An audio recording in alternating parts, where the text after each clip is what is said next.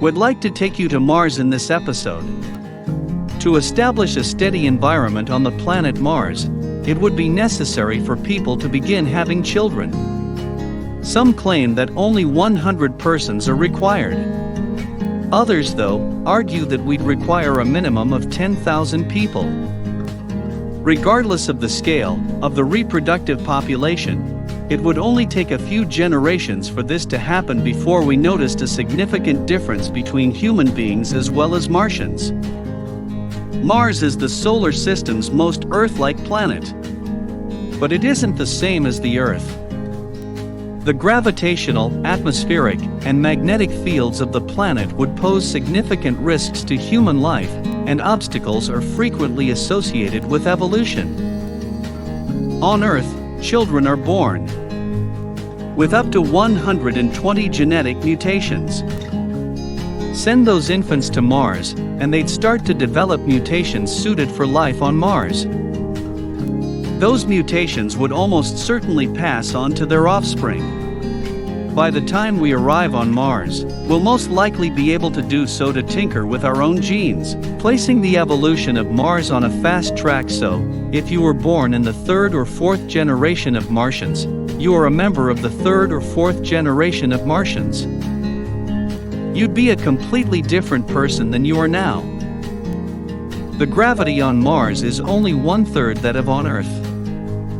As a result, your bones would not be subjected to the same force.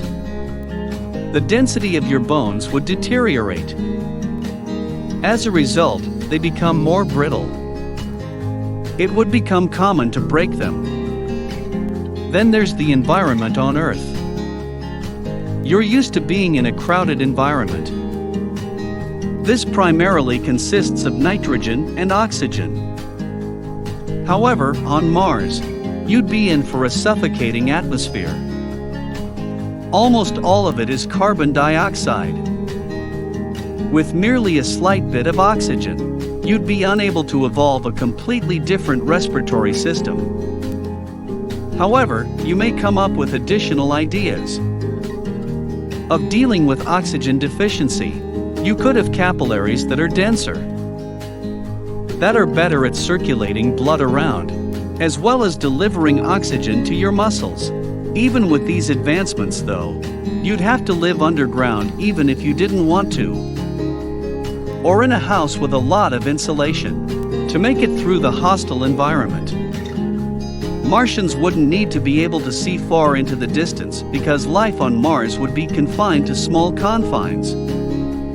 You'd be born with nearsightedness. Finally, there's the radiation. The Earth's magnetic field shields humans from dangerous solar radiation. Mars, on the other hand, has a feeble magnetic field that is dispersed around the planet. Our bodies manufacture melanin on our planet. It shields us from the radiation that gets past Earth's magnetic field. On Mars, however, the radiation would be far harsher, and melanin would be ineffective. Carotenoids would be produced instead by your skin. By delaying or interrupting the cell cycle, this pigment can help protect you against skin cancer. Melanoma cells can potentially self-destruct when exposed to carotenoids. They're also responsible for carot's bright orange hue. To put it another way, your skin would turn orange. So, with all these physical changes, would you be able to travel to the planet Earth? Mars, on the other hand, would not be the same. The Earth has the same bacteria and viruses as the rest of the world.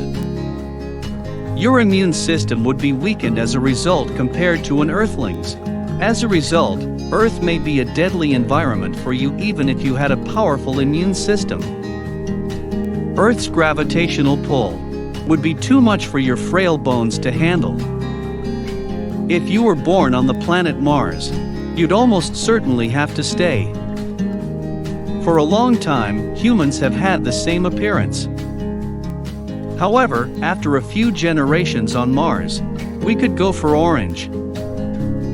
Humans who are nearsighted, who would be able to survive with less oxygen. And once we've established a foothold on Mars, we wouldn't likely stop there. In the coming years, human communities could exist on a variety of worlds. Even from beyond the solar system, what if all alien life forms person we're both looking forwards to meeting and frightened to meet are simply humanoid versions of the future? Like, share and subscribe to our channel.